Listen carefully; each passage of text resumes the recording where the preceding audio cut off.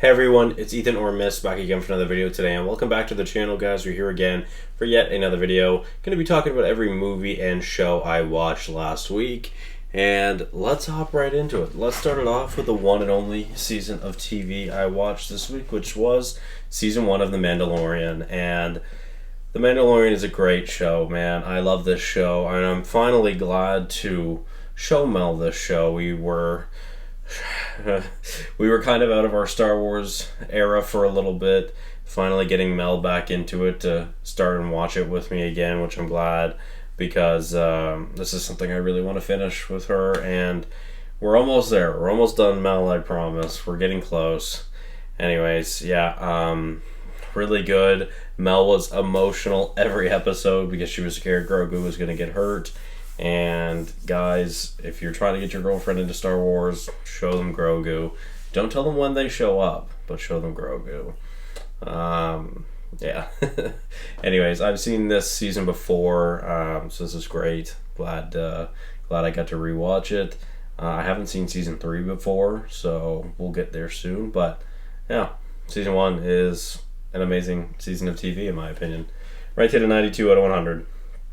So let's get on with the movies, starting it off with a rewatch from 2022, which has kind of been one of my, random goals that I've had over the past few months that I really wanted to start doing soon or next year, because there's a lot of movies that when I first started ranking things back in 2020 and early 2023, that I feel like my ratings are really inflated. And this is a great case of that. Pinocchio 2022. I ranked this originally a 70 out of 100. And yeah, obviously, I lowered this a lot down to a 35 out of 100. Just barely gets that 2-star rating. And yeah, again, this is a big reason why I want to change. I want to rewatch some of these movies, because some of these movies I just do not agree with my ratings. And there's a lot of movies, especially from that were released in 2022, that have high ratings that I actually don't think would be in my top 10, top 15 of the year like they are currently. So, yeah. Anyways, this movie sucks. It's fucking ass. 35 out of 100. Well, let's move on to one of the themes of the week, which was Tom Clancy movies. It's kind of one of my goals to go through some of his adaptations this week, or this year, and I did them this week. And my least favorite, also the newest one, is Tom Clancy's Without Remorse. This movie's fine. I truthfully just don't remember anything that happened. It was cool to see Michael B. Jordan ore farm underwater, I guess. But yeah, it's just fine. Well, let's move on to the original Pinocchio. This is something I've seen years ago, but didn't have ranked. So it was kind of nice to revisit, I guess, as a childhood movie you've seen, probably. But ranked at a 59 out of 100. It's okay. It's not bad. To be honest, I had it ranked as 60 out of 100, 3-star. Lowered it to a 59, 2.5 star, just because I feel like Guillermo del Toro's Pinocchio is so much better. I had to lower this rating, which we'll talk about later. But let's move on to Guillermo del Toro, Crimson Peak. Again, one of my goals for the year was to go through Del Toro's filmography, and I really only have one movie left, which is Pacific Rim. I wanted to do that today, Sunday, but I didn't get a chance to at the time of recording, Sunday. I didn't get a chance to, so I'm going to do Pacific Rim, I think, this week, and that'll be the last of his filmography, so that'll be nice. But yeah, Crimson Peak, I ranked it a 62 out of 100. Thought it was decent. I was really enjoying the first half of this movie. Kind of lost interest into it or throughout the rest of the film, and I ended up literally falling asleep at the end of the movie. So yeah, that's kind of odd. 62 out of 100. Let's move on to Jack Ryan's Shadow Recruit, which I ranked at 63 out of 100. It's just fine as well. I think there were some enjoyable things about this, but I'm super biased to Kevin Costner. I love Kevin Costner, and 63 out of 100. Let's move on to Monte Carlo, which this is a movie Mel has been talking about to me since the day we met, and truthfully, I didn't really think anything special of it. Sorry, Melly. But yeah, I didn't really think much of this movie, to be fair. It's fine, it's decent. I've seen worse movies, you know. And yeah, this is just like an iconic movie to Mel, and especially through her childhood. So, you know, I'm glad she was able to finally scratch this off the watch list. We both were able to scratch this off the watch list because it's something, like I said, it's something that she's wanted to show me for a very long time. So, 65 out of 100. Let's move on to Horus, Prince of the Sun, which has a different name on Prime, I believe, which is what I watched this on. This is a really old Isao Takahata movie. I think this is one of his first movies from 1968. I think this is the oldest anime movie I've seen now. I think Akira was my oldest, and yeah, now Horus, Prince of the Sun, sorry, which is pretty cool, I guess. Ranked it a 66 out of 100. Thought it was decent. Really, my only complaints about this movie is that I wish it was a little bit longer, and I just wish it was newer, so the animation was a little bit better. But yeah, some pretty sweet world building, as most animes do.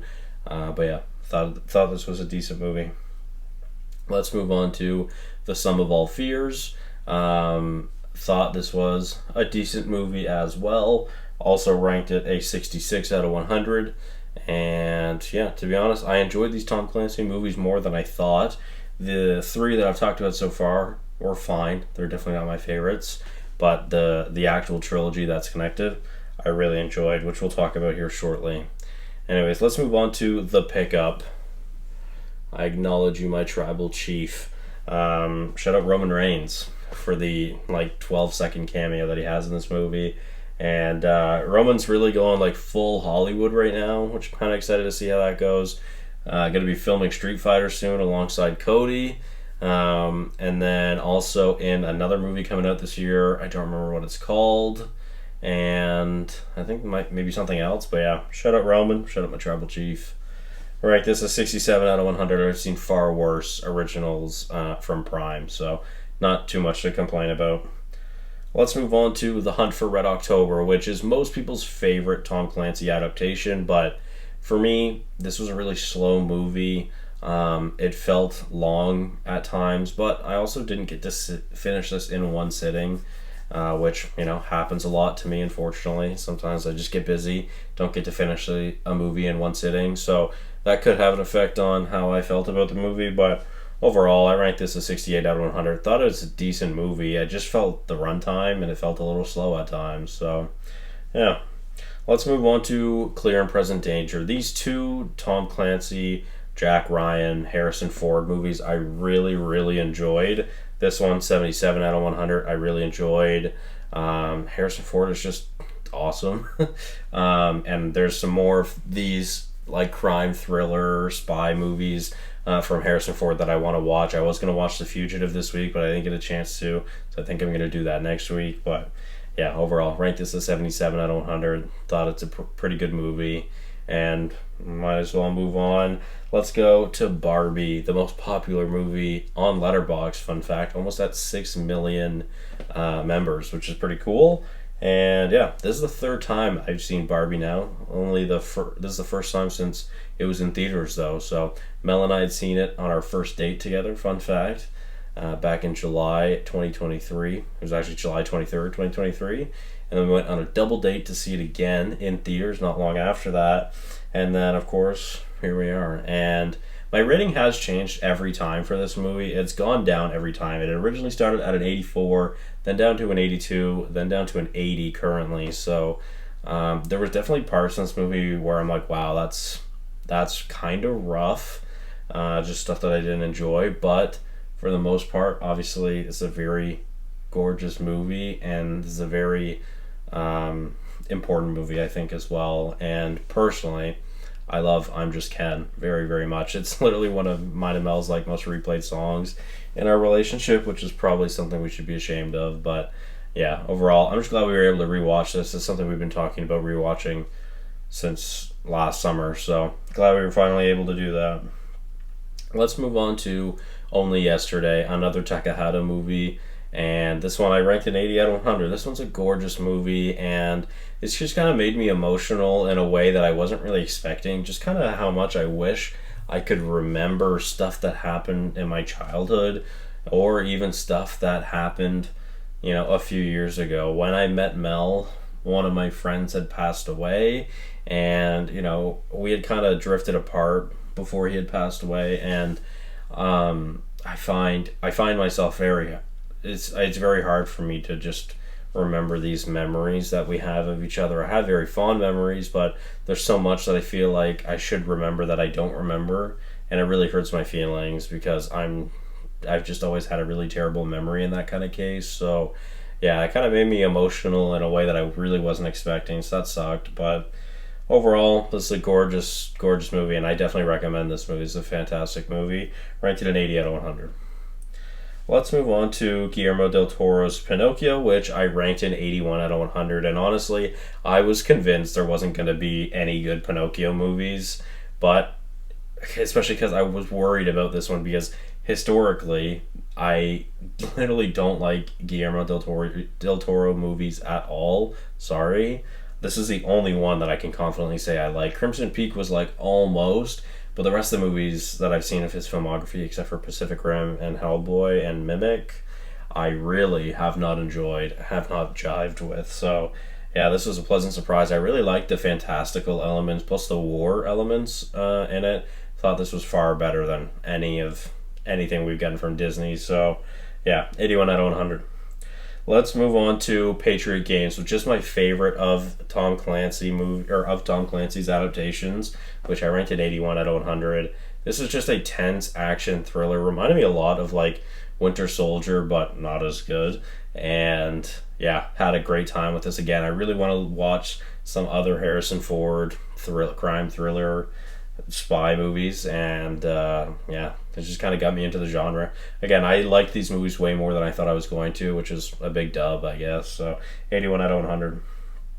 Let's move on to Barbarian, which is a 2022 release that I wanted to rewatch, and I don't know what I had this ranked, to be honest. I had it at a 3.5 star, though, I know that. Raised up to a 4-star, ranked it an 84 out of 100 this time around. There's definitely moments in this movie where I'm like on the edge of my seat. I'm like, damn, this is actually quite tense and it's quite thrilling. This is exciting because I don't feel that very often in horror movies, and I felt that way with Weapons as well when I seen it. I wanted to rewatch Barbarian. Glad I was able to watch it. Zach Cregger is going to be hopefully a really great horror director, and I've loved his first 2 movies so far. I actually have them both ranked in 84 out of 100, I think. Did I rank Weapons at 85? I don't remember. Anyways, I enjoy them both. Alright, let's move on to another theme of the week, which is Neja, which I ranked Neja a 86 out of 100. I really, really enjoyed this world building, the fantastic action sequences, and these tremendous character moments between Neja and his parents. And this movie was so much better than I thought it was going to be. I've heard really mixed feelings about this movie. I've heard it's not great. I've heard the second one is like leagues better and it's not even close, which is true, but we'll talk about that in a moment. And ultimately, this was just a pleasant surprise. I enjoyed this way more than I thought I was going to because I was a little worried about some stuff that I'd heard about it. Overall, I enjoyed it, 86 out of 100. Let's move on to Joyride, which is probably becoming one of my favorite comedy movies. I finally get to show this to Mel. This is something I absolutely cackled at in the theater a couple years ago, and I feel like this is my kind of comedy, like this raunchy, kind of dry comedy. I feel like that's for me, and I got to show Mel this movie, and she really enjoyed it as well. I think she ranked it an 87 out of 100. I ranked it an 86, so yeah, really enjoyed this, had a great time with it, thought it was really funny. It was great. And let's move on to my favorite watch of the week, which is Neja 2, which I am absolutely in love with, man. Ranked this a 99 out of 100. I really, really want to go see this in theaters again. I'm so fucking sad that this isn't in IMAX near me. I want to see this movie in IMAX so bad. And I really wanted to bring Mel. I really wanted Mel to watch these movies with me. She didn't. Maybe I can convince her. Probably not. But fuck, man, the way this movie, oh man, this movie's absolutely fantastic. Again, the world building in these 2 movies are fucking insane.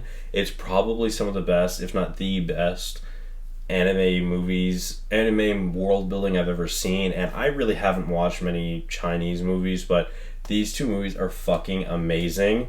Neja has become my favorite foreign film, just surpassed Godzilla minus one, which I honestly didn't think anything was going to pass that. So insane. Glad I watched this. Glad I got to see it in theaters, and it's so fucking good. Please go see this movie. And Neja 1 is free on YouTube. Please watch them both. Anyways, thank you guys all so much for watching. Hopefully you did enjoy. Follow me on Letterboxd, and I'll see you guys in the next one. Bye bye.